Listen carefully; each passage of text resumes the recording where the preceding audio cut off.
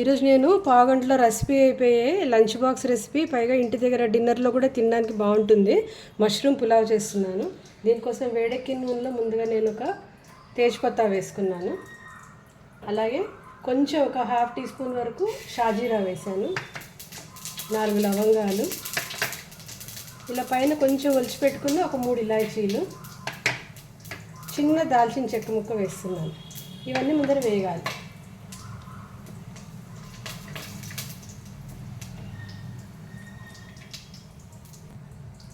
వేగిపోయాయి. ఇప్పుడు దీనిలో నేను కాస్త పుదీనా, పచ్చిమిరపకాయలు వేస్తున్నాను.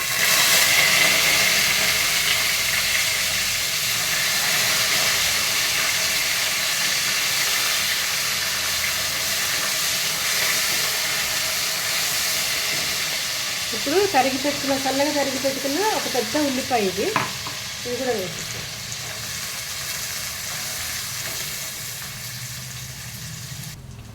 ఉల్లిపాయలు కొంచెం బ్రౌన్గా వేగాలి. వేగిన తర్వాత అల్లం వెల్లుల్లిపాయ వేద్దాం. ఉల్లిపాయ వేగిపోయింది. ఇప్పుడు నేను అల్లం వెల్లుల్లిపాయ పేస్ట్ కూడా వేసేస్తున్నాను. అలాగే కాస్త పసుపు వేస్తున్నాను.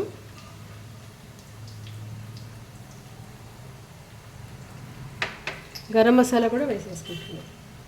కొంచెం అల్లం వెల్లుల్లిపాయ పచ్చిపోయేదాకా వేయించుకుందాం. పచ్చివాసన పోవాలి. ఒక 1 మినిట్ అది కూడా వేయించుకుందాం. నెక్స్ట్ నేను ఒక 200 గ్రామ్స్ మష్రూమ్స్ తీసుకున్నాను.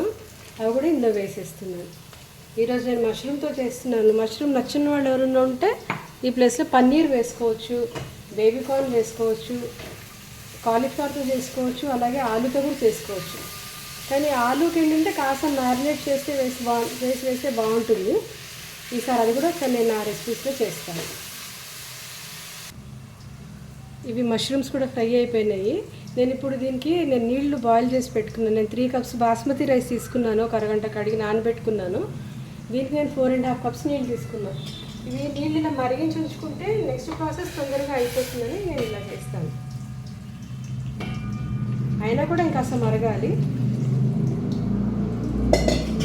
ఇప్పుడు నేను బిర్యానీకి సరిపడా, పలావ్కి సరిపడా ఉప్పు ఇక్కడ వేసేస్తున్నాను. ఇప్పుడు ఒకసారి టేస్ట్ చూసుకొని ఉప్పు సరిపోకపోతే కొంచెం ఉప్పు వేసుకుంటాం. కారం సరిపోతే కాస్త ఎర్రకారం వేసుకోవచ్చు. ఇప్పటివరకు మనం ఎర్రకారం వేయలేదు. నేను పచ్చిమిరపకాయలతోనే చేస్తున్నా ఈరోజు. ఒకవేళ సరిపోకపోతే కాస్త ఎర్రకారం వేస్తాను.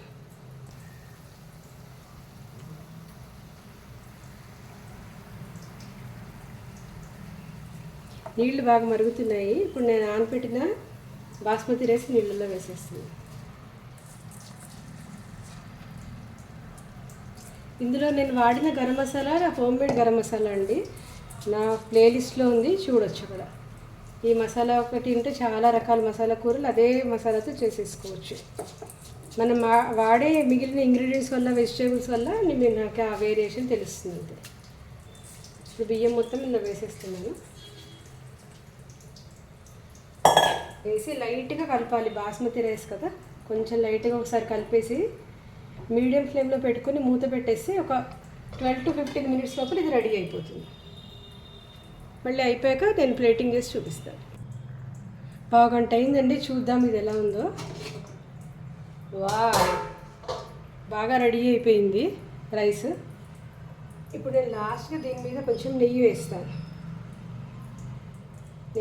ఆపేసిస్తాను. ఒకసారి చూద్దాం. కింద వరకు ఒకసారి చూద్దాం ఎక్కడన్నా అడుగంటిందని. లేదు, ఎక్కడ అడుగంటలేదు. అయిపోయింది. నెయ్యి వేసేసి స్టవ్ ఆఫ్ చేసి మూత పెట్టి ఒక్క 10 మినిట్స్ ఆగి సర్వ్ చేసుకుందాం. ఇంకేమన్నా అక్కడక్కడ కాస్త పలుకుగా ఉన్నప్పుడు అంతా ఆ స్టీమ్కి సెట్ అయిపోతుంది. చక్కగా ఉడికిపోయింది. విడివిడిగా బాగా ఉడికిపోయింది రైస్. ఓకే, నేను మళ్ళీ చూపిస్తాను. ఫైనల్గా రెడీ అయిపోయిన మష్రూమ్ పులావ్ అండి. ఇలా 1-2 పుదీనా ఆకులు వేసుకుంటే చూడ్డానికి బాగుంటుంది, ఫ్లేవర్ఫుల్గా ఉంటుంది. ఇది లంచ్ బాక్స్కి కూడా చాలా బాగుంటుంది. ఇప్పుడు వానాకాలం, చలికాలం టైంలో రాత్రి డిన్నర్లో కూడా ఇది చాలా బాగుంటుంది. ఒకసారి ట్రై చేయండి. ఇలాంటి రెసిపీస్కి నా వీడియో ఛానల్ని సబ్స్క్రైబ్ చేసుకోండి.